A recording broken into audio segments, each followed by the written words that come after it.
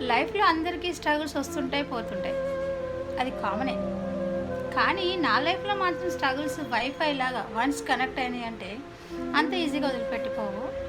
So, ఏస్తూనే ఉంది life నాకు సవాలు ప్రతిరోజు వేస్తూనే ఉంది. ఎలా గెలుస్తావు? ఎలా గెలుస్తావు? అని. చూస్తున్నా, ఓపిక పడుతున్నా, ఇస్తున్నావు, తీసుకుంటున్నా. ఏదో ఒక రోజు నాకంటూ ఒక టైం రాకుండా పోదా అని. కానీ ఓపిక పడుతున్నాను కదా అని ఇంతగానం నాకే ఇస్తుంటే బ్యాక్ స్టెప్ వేస్తాననుకుంటున్నావా? అస్సలు ఛాన్సే లేదు. బ్యాక్ స్టెప్ అనే దానికి నా హిస్టరీలోనే లేదు. సో, నీ స్ట్రగుల్స్ నువ్వు ఇస్తూ ఉండు.